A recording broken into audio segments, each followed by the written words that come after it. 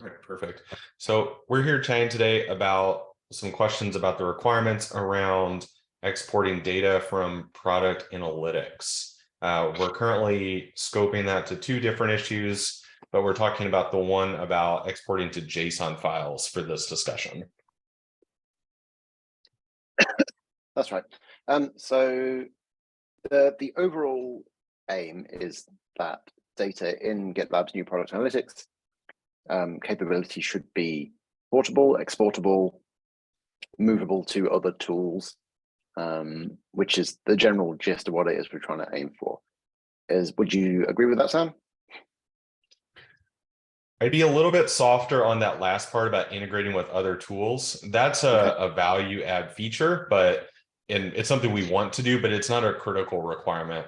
Really, the base level requirement is we need to make sure that customers and users don't feel like they're locked into GitLab because we're holding their data and won't give it to them. We would love to be able to give it to them in a format where you can copy and paste it to other tools, but if it's in some other format, that's acceptable as well. Okay, so that's a useful why. So the problem that I've come up with here is in the issue itself, we're discussing implementing an API that connects to a Cube and then exports all user data, which sounds right.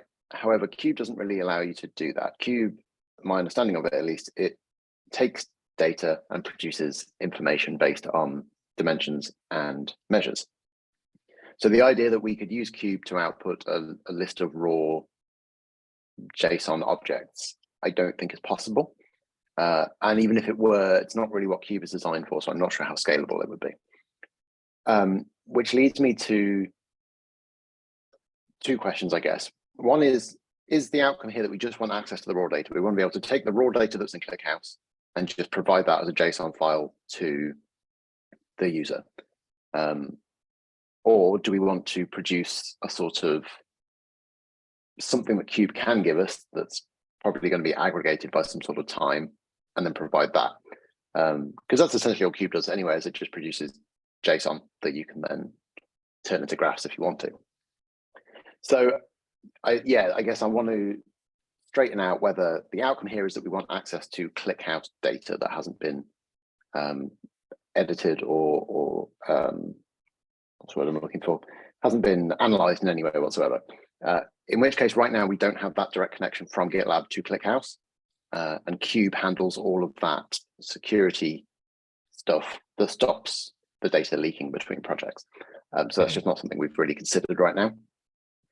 So yeah, that's where we are. Thoughts?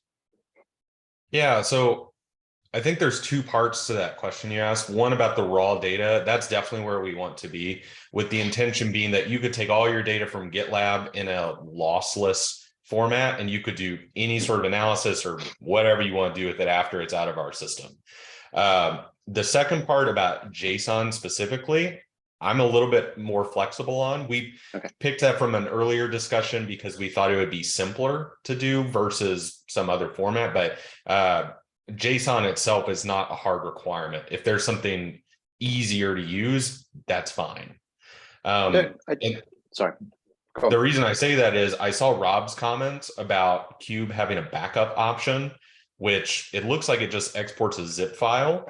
Zip file would be totally fine as well if that's feasible to go that route as well. I don't think format's the main concern here, though. It's more about how we're exporting the data or where from, right? So it's more about, are we based on, and I agree with Max's assessment, Cube is not the right tool, because I think one thing that we could have clarified is that exporting is just that the raw data access, as opposed to you reading a dashboard from like rendered from Cube, or the data is aggregated from Cube and you're exporting that.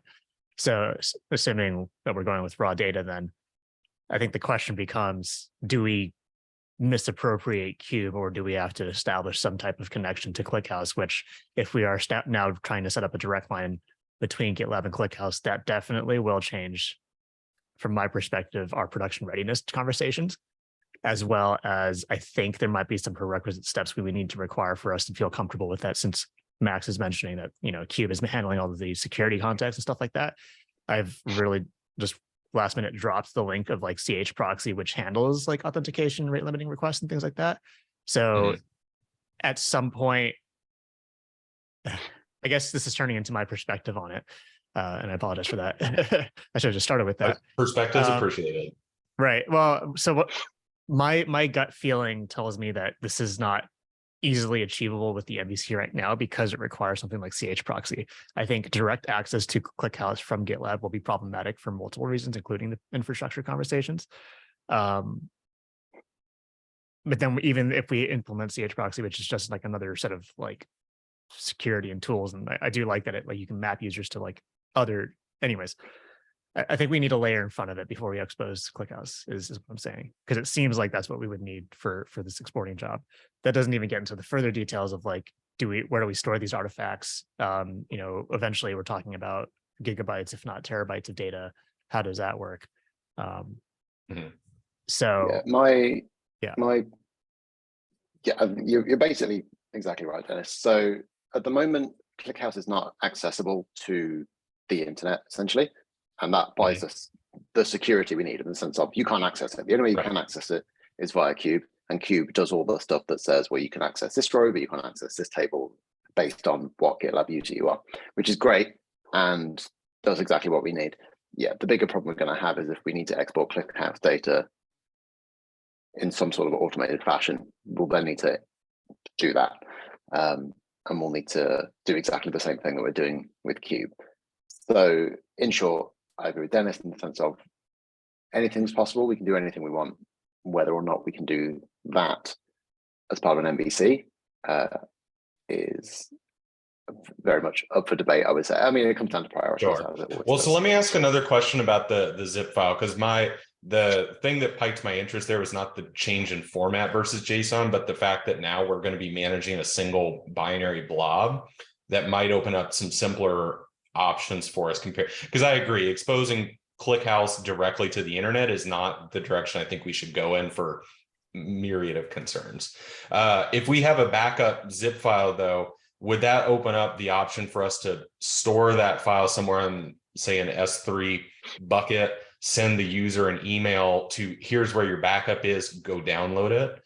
Because I believe we have a similar paradigm in other parts of the product where if we have these long running jobs, and especially with large data, we don't do a synchronous sort of interaction, but say we'll send you an email when it's ready with where you can retrieve it.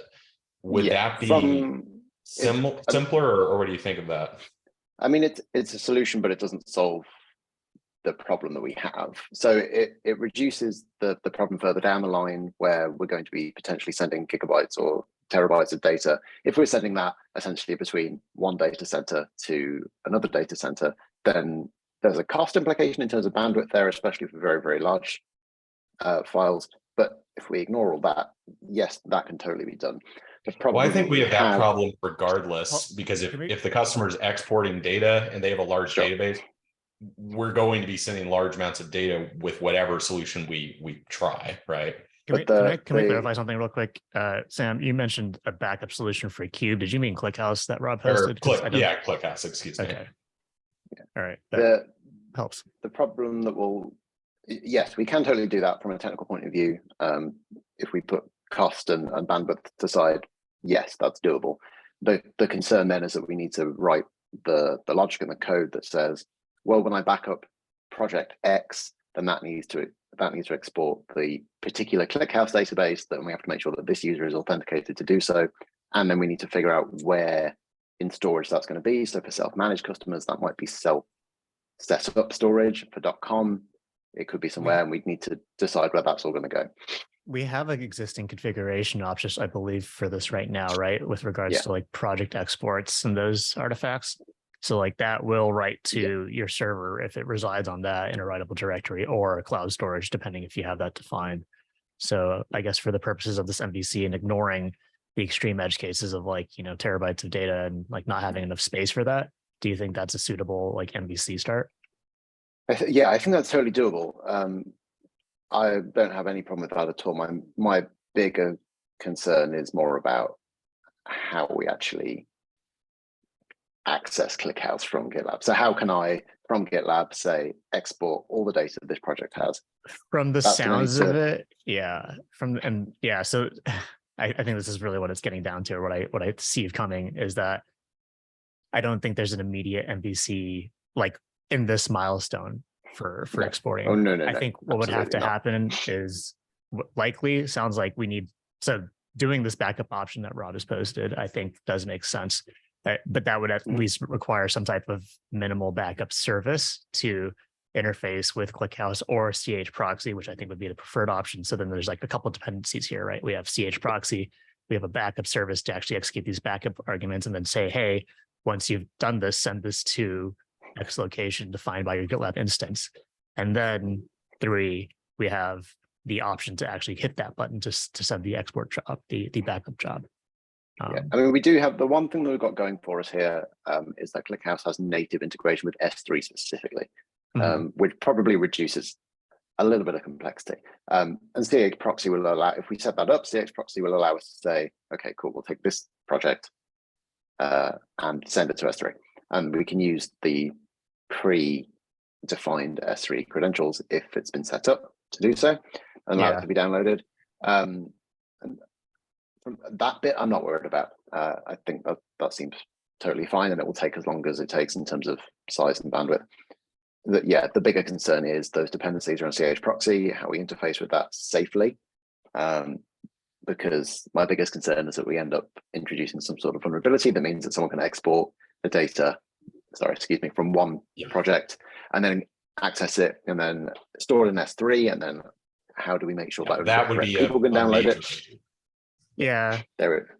So as I understand it, CH proxy allows you to define like arbitrary users to then interface with clusters or databases that actually have like users authenticated to them. So I wonder if there's like some type of way we can set that up dynamically so that the backup job only has access for that when it's initiated, and that's it, or something like that. But that's very investigatory for both the CH proxy or for CH proxy specifically. Well, and on the note of this being investigatory, this question seems to have popped up relatively recently, and we're talking about solutions now. Are there any other open questions we need to explore to find the best solution here, or any threads that we want to pull on before we go down either the route of CH proxy, backup solution, or something else?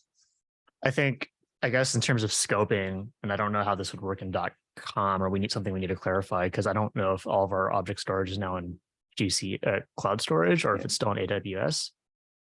I would assume we're all the way on Google at this point. Right. So the question then becomes for this MVC, given that ClickHouse has native AWS integration, is our first MVC integrating with something that .com won't support off the first iteration with AWS, or should we be looking at a GCS integration, Google Cloud Storage? I think that's the last question we need in terms of like requirements, because something similar, I think we were thinking about pulling on a previous group with the compliance, for example, when we wanted to like push events somewhere, we just said, okay, for our first iteration, we're going to support only AWS, right? So, would we rather go low effort or least amount of effort with AWS, but then, yeah, it's just effectively a self-managed solution. So they don't have a Google integration. It's just an Amazon one right now. I'm just looking now, but judging by the backup documentation, it only supports AWS S3. Yeah, I'm pretty sure. Oh, you can back up to a local disk, so you can generate the file. You've got to find somewhere locally to store that file, and then you could, if you wanted to, send that to GCS. But again, that's another dependency we'd have to. Yeah, because that's a stack dependency then, because I have to attach another storage volume to the ClickHouse instance to then save to that, which has to then be big enough to transfer to GCS, right? Yeah. Which is fine. That's the question. Like, so should we go away from AWS? That these are what we have to figure. This is what we have to figure out. My understanding of ClickHouse as well is that it's quite well tuned. It's quite well integrated with AWS in general, because you can import data sets directly from S3 using native SQL commands, which you can't do with GCS, which is awesome, but very vendor specific. Yeah. It's my take is that this makes it further complicated, but ideally we want this to work on .com. So therefore we need to look for a more GCS oriented solution. And there could be a plugin for ClickHouse that could, this seems like a problem that probably we're not the first people to have. No. So that may be worth looking into. All I'm doing is looking at the ClickHouse official documentation, but it's fairly extensible. So it's possible that there's a way to do this elsewhere. Well, and do we have a product setting in GitLab already? I think you mentioned the server files location. Would it be simpler to use that, whatever's stored there? Sorry, go for it, Max. I was going to say for self-managed, no, because, well, it depends on the size of the project. But like I've run into the problem before administering a self-managed GitLab instance is that you've got GitLab backups. And if you're storing them on the same servers that you're running GitLab, eventually they just fill up. And, if your instance is 10, 50, 100, a terabyte, that can cause trouble. And you can end up losing those files essentially. So yeah, but it feels like that we should be saying to people using this, if you're going to back up from product analytics, don't store it locally over a certain size, for example. I suppose we could put in limits. It feels like a separate iterate. So to clarify, that's the final, huh? Yeah, go ahead. Sorry, Dennis. So your question, Sam, was like, can we use that location to simplify things? That doesn't really work because that's the final location for where the user can retrieve it. But we're talking about the service in between where we don't want to expose ClickHouse to as much, we want to limit its access to anything, right? To as much as possible. So we don't want that writing to the GitLab server. We still need a place where the ClickHouse can export that data to before we copy it to that final location. Or am I understanding? Okay, so we don't want the two directly talking to each other and need this sort of intermediate. Right, because if you think in terms of GitLab.com, let's say we have hundreds of clusters out there and this hundreds of other potential connections of writing to data. Yeah, okay. Yeah, that's fair. So that's why we need that backup service to say okay, this cluster, export this for this user. When it's ready, I will transport that to the specific location, which then would be that configuration, that cloud storage, at least for .com. Okay. Yeah. Yeah, no, that makes sense. Thanks for explaining that. Yeah. Something else that comes to mind on this is we will need to put some sort of rate limit or abuse protection in here, because if you click export 5,000 times a second with a script or something, that could just flood us completely. Yeah, so that will be implemented at both the CH proxy level as well as the backup service, since we should have controls already in the Rails for rate limiting. So yeah. Okay. I guess the summary then is that this is obviously a lot more complicated than we thought, and I think not as immediately actionable. I guess potentially then it means, I don't know, for Max, perhaps it might be best to look into either session aggregation or funnels. For now, that's fine until we investigate further, like CH proxy. But I'm curious for y'all thoughts on this. Yeah, probably agree. I mean, I'm happy to look into this stuff, but I think by the sounds of it, the initial problem is an infrastructure wrong rather than a GitLab Ruby code problem. In terms of other things I'm looking at, the aggregation thing as well is throwing up some potential issues as well. But that's a discussion for later, I think. For another day this week. Got it. All right. Yeah, it sounds like this is a lot more complicated than originally expected. So how about we do this for next steps? Because it almost sounds like we need to have this issue sit in just planning breakdown for a while to get an implementation plan against potentially a spike issue if it's that big. We also need some requirements updates as well as some implementation notes that I'll need your all's help on to kind of capture what we discussed today. Yeah. Some of the things that I think will need to be done in the requirements updates, and I can do these, let me know what y'all think, is to remove some of the specificity around JSON files, or to re-clarify JSON as just a placeholder for something simple, change it if it's easier to do it in a zip file, tar file, whatever.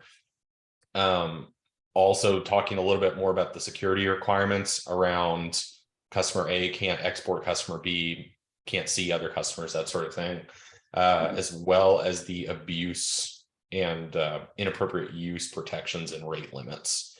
Okay. What do you all think about that from a requirements perspective? I don't want to talk about implementation details and requirements, just to make sure we have freedom to go around, do whatever we need to in terms of solving that problem. That Yeah, makes sounds good to me. sense. Those are all topics we need to nail out, and ultimately, I think out of this call, there's several spike issues we need to do to go further. But I think, yeah, if we just remove about format, or we can just say like it's just some type of archive for now. It seems it's like going to be backup option yeah. would be actually simpler. Yeah, if we're using whatever GitLab, whatever ClickHouse's backup solution is, I think by default it's a zip file anyway. Yeah. So that kind of answers that question for us. Okay. But yeah, those are all things we'll have to figure out with the abuse security and all that. So cool.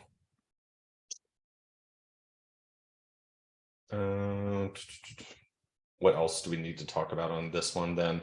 I guess, sorry, playing devil's advocate, is there any value of,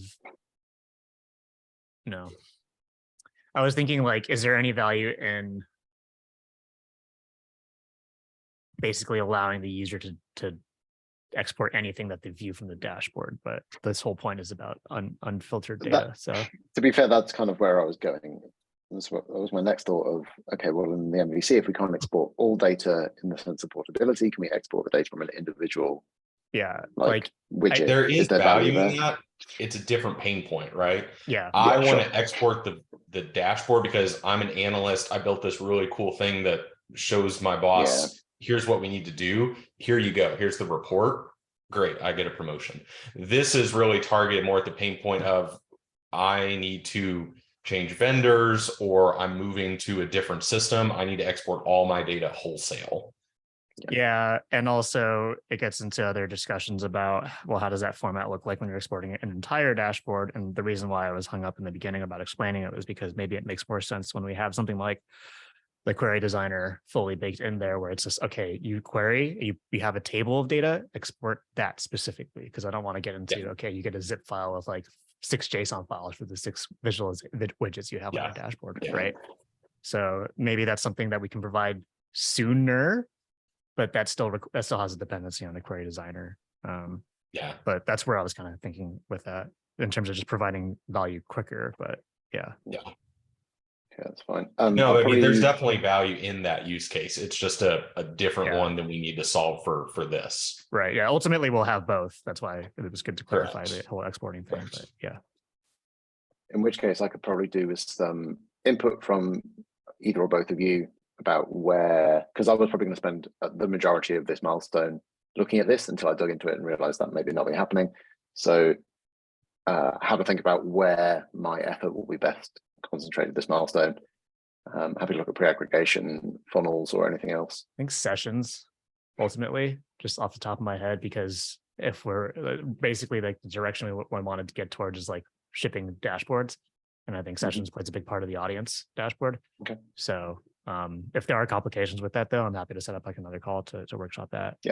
Another time this week. You want to do that? Okay. Yeah. Let's do that. All right.